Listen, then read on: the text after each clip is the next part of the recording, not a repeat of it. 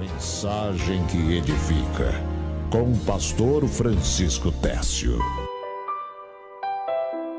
Muito bem, meus amados, nós agora vamos à sequência com a palavra de Deus para os nossos corações. E hoje nós queremos trazer uma palavra falando sobre a obediência a Deus e o engano promovido pelo legalismo. Veja bem, é um assunto muito importante para o nosso crescimento espiritual, porque, meus queridos, quando a gente fala sobre a obediência a Deus, obedecer a Deus é muito mais do que o simples fato de cumprir regras, de cumprir orientações, rituais religiosos e coisas semelhantes, que na verdade é um peso colocado sobre os nossos ombros que se torna difícil de levar, é um fardo que se torna difícil de levar. Para você entender bem o tema de hoje, a obediência a Deus e o engano do legalismo, você já viu quantas pessoas que às vezes deixam determinadas igrejas por causa da quantidade de exigências que existem em relação a determinadas coisas que não são provenientes da Bíblia,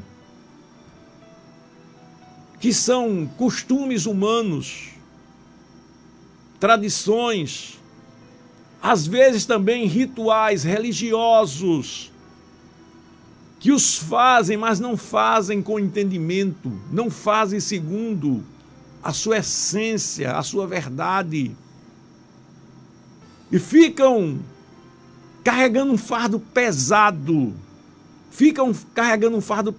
porque diz, puxa vida, olha, como é difícil ser crente. Realmente, meus amados, é difícil. Não é fácil, não. E é justamente isso que você precisa entender.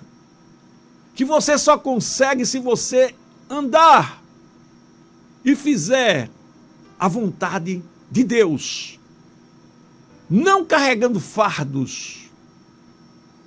Não levando sobre os seus ombros um fardo que muitos que mandam você levar, eles mesmos não conseguem levar. Não lhe enchendo de aspectos religiosos, cobrando de você tarefas através de rituais religiosos, que você se sente sobrecarregado ou sobrecarregada e termina não cumprindo. Lembre-se que uma das palavras que Jesus disse foi: vinde a mim, todos vocês que estão cansados e sobrecarregados, e eu vos aliviarei. Você, quando vem ser crente, meu irmão, você, quando vem ser crente, minha irmã, você vem para sentir alívio. Agora eu descanso em servir a Deus. Agora eu estou em paz em servir a Deus. Agora eu estou tranquilo em servir a Deus. E não encarregar um fardo pesado. Agora tem que andar assim. Agora tem que ser desse jeito. Agora eu não posso mais isso. Não posso mais aquilo. Não, você não pode em relação ao pecado. Não pode em relação àquilo que é pecado. Mas cuidado, porque existe o engano do legalismo. Coisas que se criam, coisas que inventam para colocar sobre os ombros das pessoas, para as pessoas cumprirem como se estivesse servindo a Deus. Então hoje, a obediência a Deus e o engano promovido pelo legalismo, o engano que o legalismo traz para muitas pessoas que pensam que estão fazendo a vontade de Deus, mas apenas estão cumprindo regras humanas. Vamos à palavra de Deus, Mateus capítulo 5, versículo 20. A palavra de Deus nos diz o seguinte: porque vos digo que se a vossa justiça não exceder a dos escribas e fariseus, de modo nenhum entrareis no reino dos céus.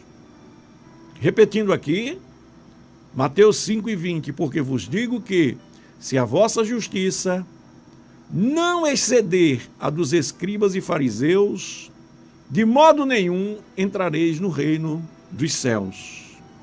Olha só, esse versículo aqui, meus amados, capítulo 5, versículo 20, Jesus estava mostrando que ele veio não para revogar a lei, não é?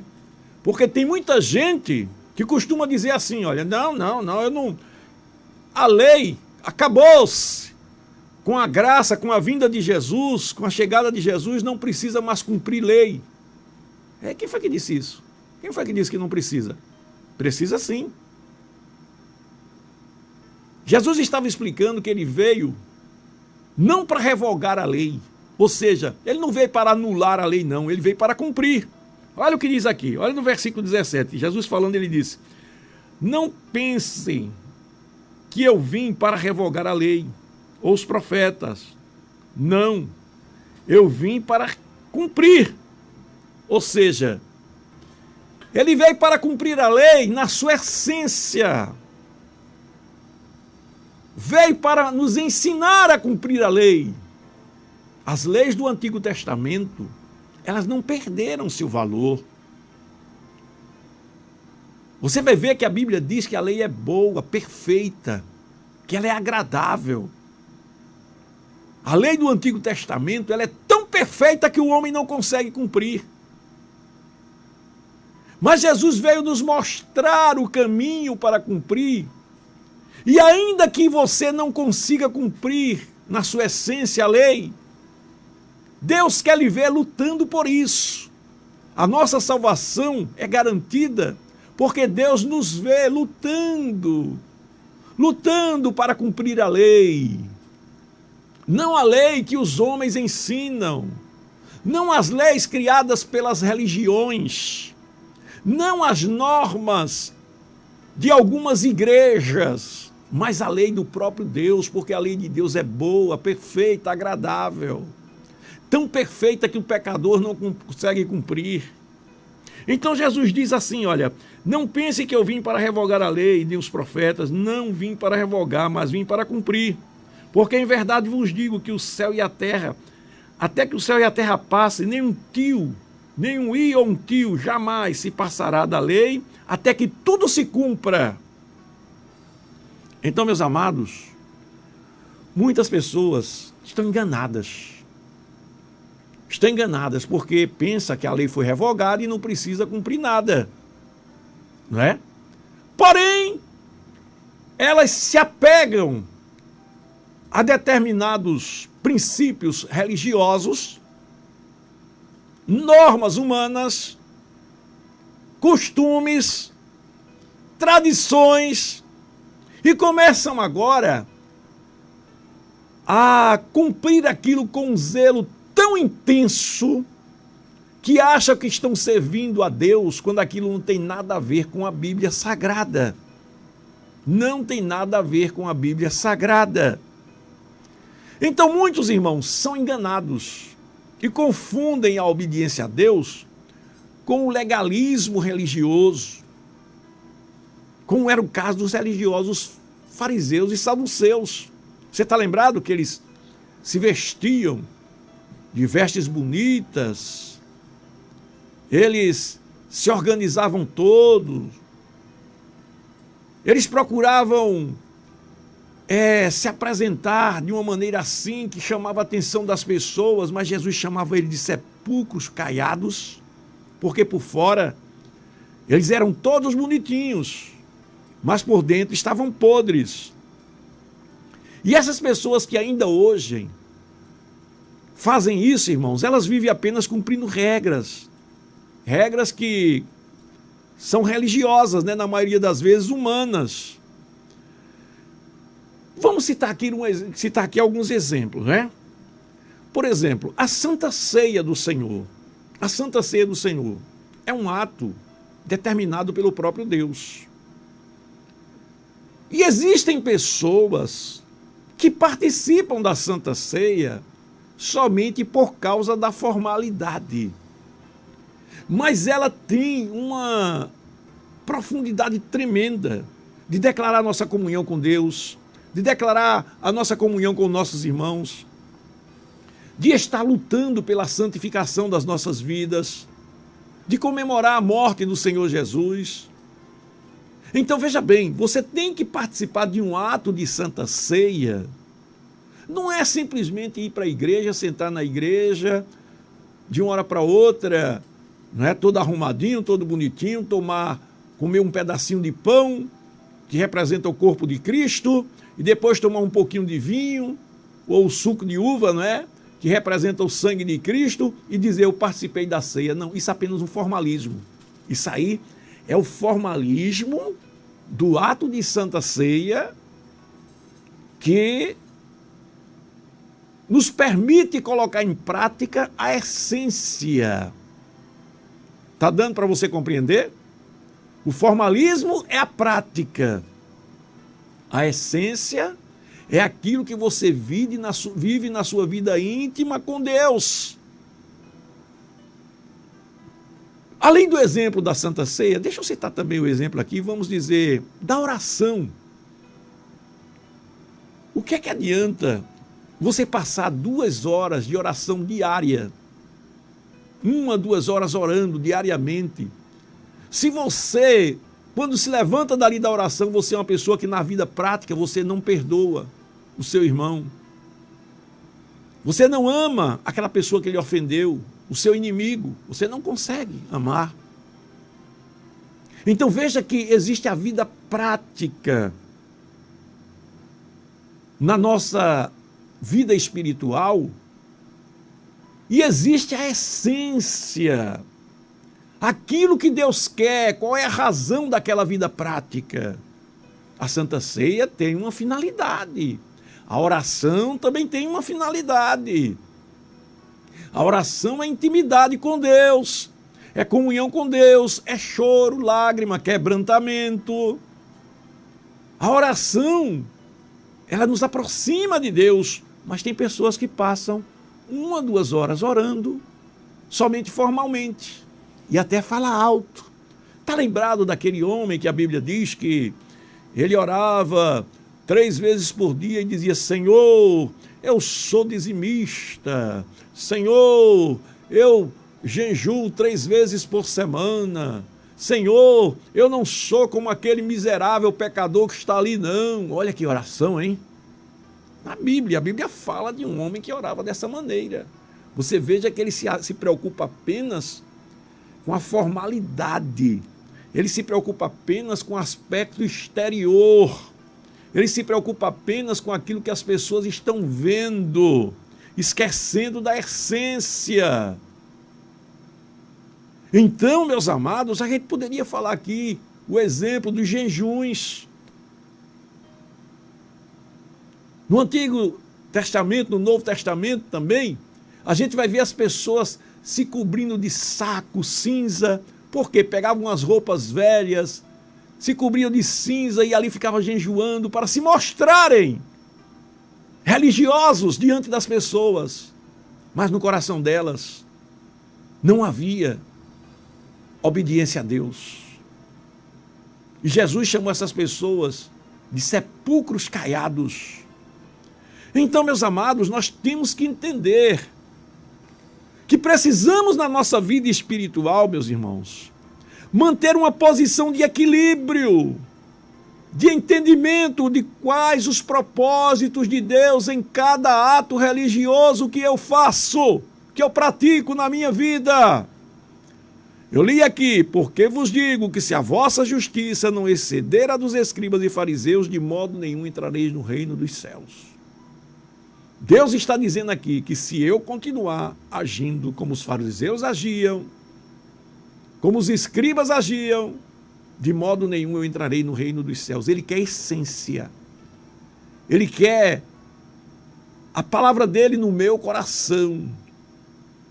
Ele quer a vontade dele dominando a minha vontade. Não são meus atos exteriores apenas. Então, meus queridos, a gente vê que naquele tempo havia os fariseus e os saduceus, que eles eram extremistas no zelo. E havia também os herodianos. Quem eram os herodianos? Eram partidários de Herodes, que eram liberais. Olha lá, preste atenção agora, que agora você vai ver aí a necessidade de um ponto de equilíbrio.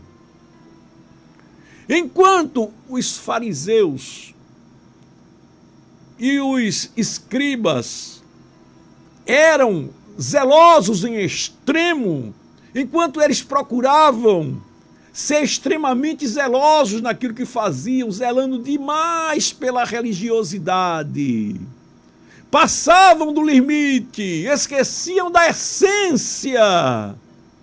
Haviam também os herodianos, que eram liberais, concordavam com todo tipo de pecado. Eles eram o que se chama de antinomianos, ou antinomianismo, que era a indiferença para com a lei, não é? Eles tinham indiferença para com a lei. Que não, que nada, a fé, a gente tendo fé, a gente é salvo. E ainda hoje tem gente assim, irmãos. Ainda hoje tem gente assim, que vive na prática do antinomianismo, não é? Ou seja, acha que pode fazer o que querem. O que der na sua cabeça, ele faz e pronto. Então, veja só, de um lado existem os fariseus, que eram super zelosos, só viviam em cima das regras, e de outro lado havia os liberais, aqueles que achavam que tudo podia. Então você tem que entender que Deus estabeleceu um ponto de equilíbrio, não é? Olha o que a palavra de Deus vai nos dizer aqui, olha. A gente vê a palavra de Deus nos dizendo assim, olha. Jesus falando, Mateus capítulo 5, versículo 17. Não cuideis que vim destruir a lei ou os profetas, não vim abrogar, mas cumprir. Porque é verdade, eu vos digo, que até que o céu e a terra passem, nem um jota ou um tio se omitirá da lei, sem que tudo seja cumprido. Ou seja, qualquer pois que violar um desses menores mandamentos e assim ensinar os homens, será chamado menor no reino dos céus. Aquele, porém, que os cumprir e ensinar, será chamado grande no reino dos céus. Veja que ele está falando, aquele, porém, que os cumprir. Ou seja, nós temos que cumprir a lei. Temos que cumprir a lei, sim. Não é viver segundo a lei. É nos esforçarmos, movidos pelo Espírito de Deus, movidos pelo Espírito de Deus, para fazer a vontade de Deus e cumprir tudo que Deus nos orienta na sua lei. É bem verdade, irmãos, que nós mesmos, de nós mesmos, como seres humanos, não conseguiremos jamais, porque o homem é falho, pecador, o homem é mau, depravado. A expressão certa é essa, a depravação humana. O homem se depravou. Então o homem não consegue cumprir a lei, ele precisa de Deus. Ele precisa de Deus na sua essência, na sua vida, para cumprir a lei. E não apenas cumprir os rituais exteriores para mostrar santidade, mas cumprir lá no seu coração. E Jesus fala aqui, qualquer pois que violar um desses mandamentos, será chamado menor no reino dos céus. Aquele, porém, que os cumprir, olha aí, aquele, porém, que os cumprir e ensinar, será chamado grande do reino dos céus. Porque eu vos digo que se a vossa justiça não exceder a dos escribas e fariseus, de modo nenhum entrareis no reino dos céus. Ou seja, Jesus não quer que você seja um fariseu. Jesus não quer que você seja um escriba que só tinha aparência. Ele também não quer que você seja um liberal antinomiano, não é? Um liberal como eram os herodianos. Então, meus queridos, nós não podemos nem ser extremistas no zelo, nem tampouco ser liberais a ponto de aceitar tudo. Tem que ter um ponto de equilíbrio. E esse ponto de equilíbrio, nós vamos entender agora qual é a diferença entre o legalista e o obediente, né? Primeiro, Jesus ensina a cumprir a essência da lei. Jesus ensina a cumprir a essência da lei. Veja que a lei é boa, a lei é perfeita, quando ela é usada legitimamente segundo as orientações de Cristo e não segundo o legalismo. Veja bem, a lei é boa. 1 Timóteo capítulo 1, versículo 8 diz assim: sabemos, porém, que a lei é boa se alguém usa dela legitimamente. Não tem nada de que lei foi revogada. Ela tem que ser usada segundo o entendimento de Cristo, na sua essência. Na sua essência. Quando você usa ela na sua essência, você vai ver que você faz a vontade de Deus e o nome de Deus é glorificado. Aqui está dizendo que a lei é boa. Salmo 19, versículo 7 diz: a lei do Senhor é perfeita e refrigera a alma. Isso é do Antigo Testamento, tá vendo? O testemunho do Senhor é fiel e dá sabedoria aos simples. Além de ser perfeita, ela traz paz para a nossa alma. Quando você vive cumprindo as leis de Deus, segundo as orientações de Cristo, você vai sentir refrigério na sua alma. Jesus diz: vinde a mim, todos que estáis cansados e oprimidos, e eu vos aliviarei.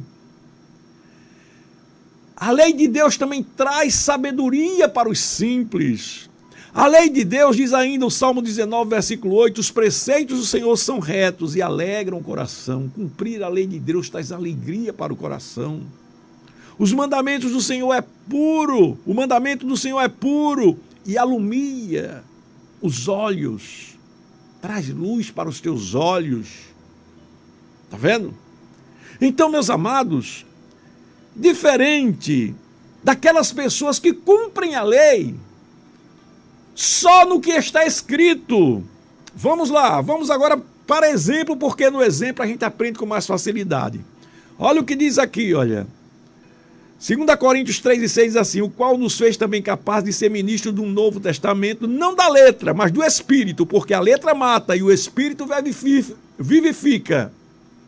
Veja só, o que é cumprir a lei segundo a letra e o que é cumprir a lei segundo o Espírito? No Antigo Testamento, dizia assim, olha, não adulterarás, não adulterarás. Eles entendiam que o adultério estava resumido ao fato simplesmente da pessoa não praticar o ato de adultério na vida prática. Veja bem, eles entendiam isso. Então Jesus mostra qual é a essência da lei. Jesus diz assim, olha, eu porém vos digo, ouviste o que foi dito aos antigos, não adulterarás. Eu porém vos digo, aquele que olhar com intenção pura no seu coração, já cometeu adultério. Aí Jesus diz mais assim, olha, se teu olho direito te faz tropeçar, arranca-o e atira para longe de ti, pois te convém entrar nos céus sem um olho do que tendo os dois, ser lançado no inferno. Então veja, meus amados, que Jesus vai mais a fundo, vai lá dentro do nosso coração e diz assim, olha, eu não quero que vocês apenas não pratiquem o adultério. Eu quero muito mais de vocês, eu quero que vocês não deixem nem tais pensamentos entrarem nos vossos corações. Eu quero que vocês sejam puros. Se os olhos de vocês olharem para essas coisas, arranque esse olho, lute para arrancar esse olho. Esse arrancar o olho não é uma cirurgia que você tem que fazer, porque senão o outro olho ia olhar no outro dia. Esse arrancar o olho, isso é uma, vamos dizer assim, uma metáfora, é uma explicação da luta que você deve ter, combatendo esse desejo maligno dentro de você, para não olhar para determinadas coisas. E o que agrada a Deus em você não é a sua perfeição, é Deus ver você lutando. Você está entendendo? Você está entendendo onde é que Jesus quer que você seja obediente a Ele? O que agrada a Deus não é você ser perfeito. É Deus ver você lutando interiormente, dentro de você mesmo, para que tais pensamentos não entrem na sua vida, para que você não viva cometendo esse pecado, alimentando o mal dentro de você. Então, existe uma diferença muito grande, não tem? Mas o que é que acontece? Os legalistas, os formalistas, eles se gloriam simplesmente pelo fato de não adulterar na prática. Não, eu não sou nenhum adúltero. Não é na prática, mas como é que está o coração? Como é que está o coração? Você está lembrado daqueles homens que pegaram aquela mulher adúltera? A Bíblia conta essa história, não é? Uma mulher que foi pega em pleno ato de adultério e foi levada diante do Senhor Jesus. E aqueles homens queriam apedrejar aquela mulher. E o Senhor Jesus disse para eles: aquele que não tiver pecado, atire a primeira pedra. Sabe o que é que Jesus estava dizendo? Ela pecou na prática. E vocês aí? Como é que está o coraçãozinho de vocês? Ninguém teve coragem de atirar a pedra naquela mulher. Porque, meus amados, o problema do pecado não é só a prática. A prática é apenas a consumação do pecado. A prática é apenas o pecado sendo colocado em prática. O grande problema do pecado é você deixar ele ser gerado no seu coração, não é? Lá no livro de Tiago fala das tentações. A Bíblia diz que nós, quando somos tentados, somos atraídos e somos enganados pelas nossas próprias concupiscências. Olha só, veja que o problema do pecado está dentro de você, não está apenas no momento que você pratica. Nós, quando somos tentados, somos atraídos e enganados pelas nossas próprias concupiscências. Aí diz: depois, havendo a concupiscência concebido, gera o pecado. Ou seja, quando você coloca um desejo no seu coração impuro, quando você coloca um desejo no seu coração que desagrada a Deus, você já pecou. Obediência a Deus, irmãos, não é só quando você não adultera na prática, é quando você não adultera interiormente, quando você não adultera nos seus olhos, quando você não adultera na sua consciência. Então veja, isso é obediência a Deus. Os que entendem que o pecado de adultério só acontece quando a pessoa pratica na prática mesmo, isso aí é uma tendência ao formalismo religioso, ao legalismo. Por quê? Porque a pessoa acha que a prática é que é o mais importante. Era o que acontecia com os fariseus, era o que acontecia com os saduceus. E o pior de tudo é que a pessoa muitas vezes não pratica. Olha, eu estou falando do exemplo do adultério, mas isso serve para tudo. Isso serve no sentido de amar ao próximo, tá certo? Isso serve no sentido de amar aos inimigos, se eu não consigo amar aos meus inimigos, eu também estou sendo desobediente a Deus. Olha que não é fácil ser crente, não. Eu disse que não é fácil ser crente. Amados, amar. Nós precisamos saber o que é amar. Amar é muito mais do que dar um beijo. Amar é muito mais do que abraçar. Amar é muito mais do que sentir carinho. Amar é você sentir compaixão da pessoa. Amar é você saber que aquele que lhe ofendeu é um pecador igual a você, está sendo vítima de uma ação maligna, por isso que ele lhe ofendeu. Amar é você olhar para a pessoa e dizer como Jesus diz: Pai, perdoa porque eles não sabem o que fazem. Então veja, meus amados, que eu estou falando de obediência a Deus.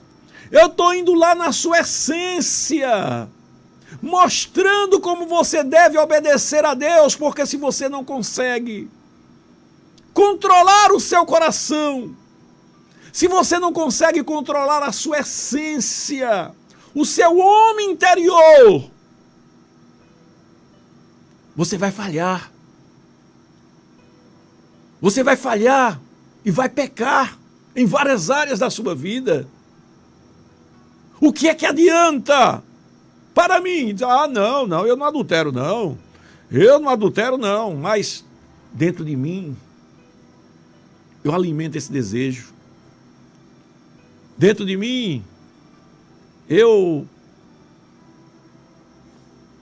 vivo fantasias com esse desejo. Vivo fantasias com esse desejo porque alguém despertou a minha atenção e ali eu começo a olhar para dentro de mim e dizer: puxa vida, como seria bom se eu pudesse fazer isso. Olha só, preste atenção, sabe o que é que isso vai acontecer? Primeiro, eu já estou pecando diante de Deus.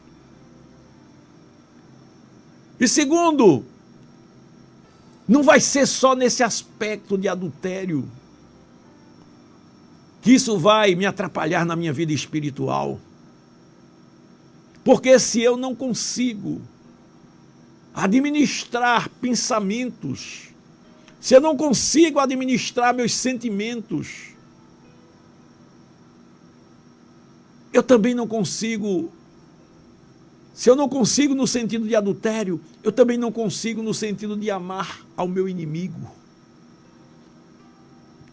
Eu não consigo também administrar no sentido de perdoar aquele que me ofendeu.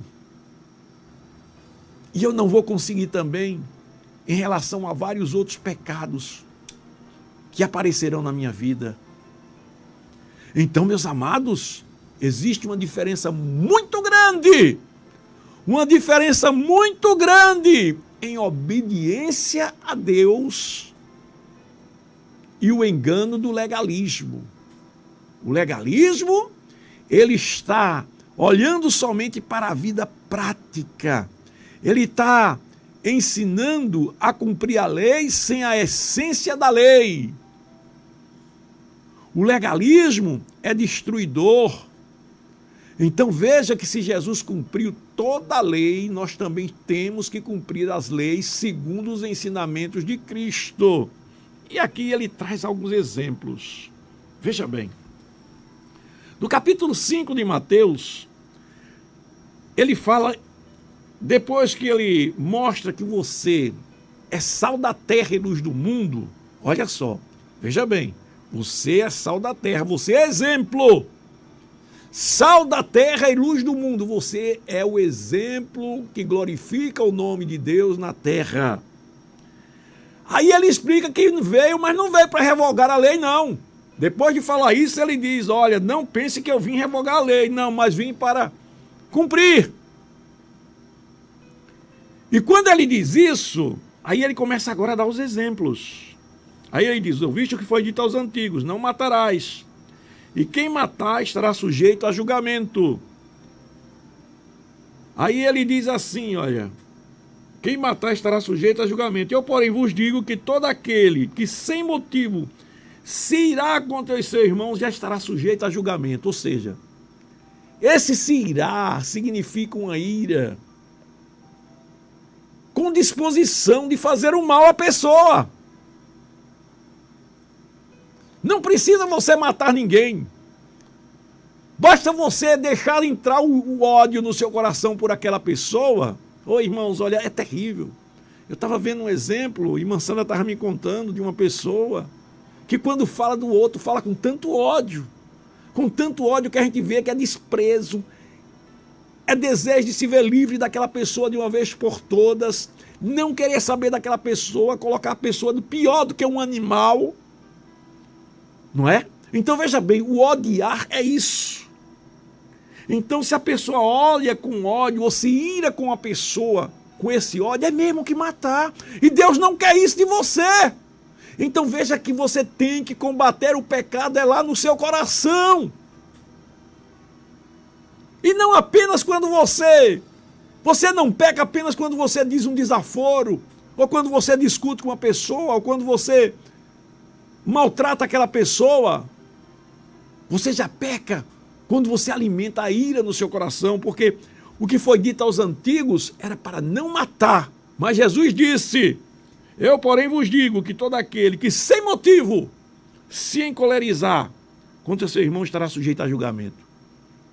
Quando Jesus diz que é sem motivo, é porque você é cristão, você é crente. Você tem que entender que você precisa saber perdoar. Alguém pode até lhe fazer o mal, na hora você se irá. E a Bíblia diz: irai-vos, mas não pequeis. Ou seja, na hora, aquela reação imediata pode até ser de ira, mas você não pode alimentar aquilo no seu coração. Você depois vai sendo dominado pelo Espírito Santo, e o Espírito Santo vai dizendo: perdoa, esse é um coitado, perdoa. Essa pessoa precisa de ajuda. Essa pessoa, quando ela te ofende, no mínimo ela está sendo dominada por um espírito maligno. Então veja que outro exemplo que Jesus falou: primeiro exemplo, não matar; segundo, não adulterar. Ouviste foi dito aos antigos: não adulterarás. Eu, porém, vos digo: qualquer que olhar para uma mulher com intenção impura no seu coração, já cometeu adultério com ela. Já falei bastante disso. É não deixar o pecado se gerar no coração. Aí ele falou também aqui da vingança. Ouviste o que foi dito aos antigos: olho por olho, dente por dente. Veja bem, eu, porém, vos digo: não resistais ao perverso, mas qualquer que te ferir na face direita, volta-lhe também a outra. Meus amados, olha só, olho por olho, dente por dente. Será que você seria justo bastante? Pense direitinho comigo. Vamos fazer um negócio assim meio assim estranho, uma coisa assim, um exemplo assim meio estranho. Mas se alguém arrancasse um olho seu, vamos dizer aqui, na hora assim, não é? Alguém fizesse um mal a você, arrancasse um olho seu, aí uma pessoa dissesse: toma essa faca, vai lá, arranca o olho dele. Será que você ia ter calma, tranquilidade para arrancar somente um olhinho da pessoa com aquela faca?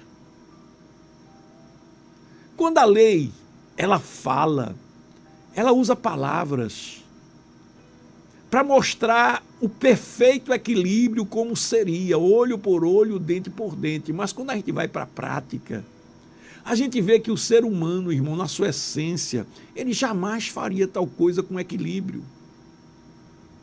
Ele partiria logo para tentar tirar a vida da outra pessoa. E ainda diria assim: não, ele arrancou meu olho, eu matei ele em legítima defesa. Não é? Mas veja que Jesus aqui, quando ele fala da vingança, ele diz: é melhor você sofrer. O exemplo que ele está dando é esse: eu, porém, vos digo, não resistais ao perverso, mas qualquer que te ferir na face direita, volta-lhe também a outra. É melhor você sofrer o prejuízo. É melhor você sofrer o prejuízo, porque lá dentro do seu coração, você vai ficar mais parecido com Cristo. Era assim que ele fazia ou não era? Era assim que ele fazia ou não era? Meus amados, eu sei.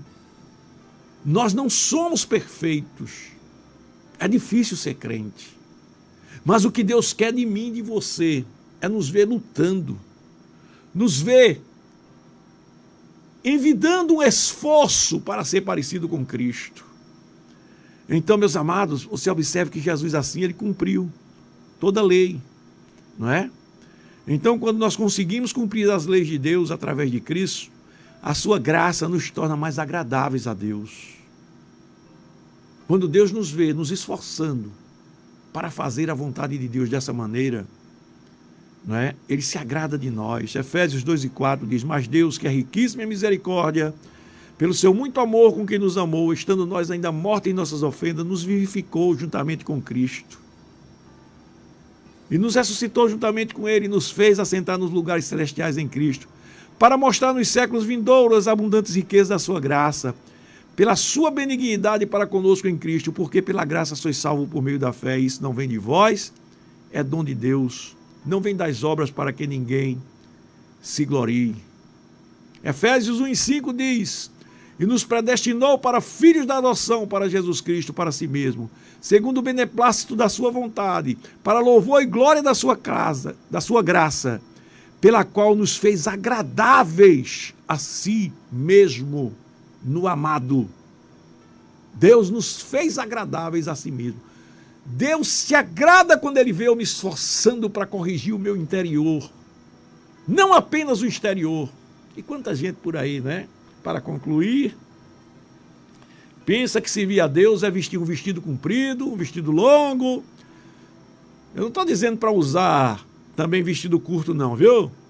Não estou dizendo isso não é? Porque existiam os fariseus que eram extremamente gelosos, que fosse uma vamos dizer assim, uma mulher, não é? Usava um vestido lá embaixo, arrastando no chão. Mas existia também os antinomianos, ou seja, os herodianos, que eram liberais. Aí esses aí eram aqueles que vestiam aquela sainha curtinha, né?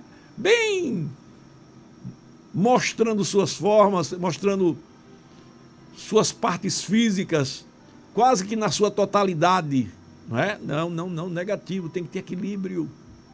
É a vontade de Deus, nem exagerar, nem liberar tudo.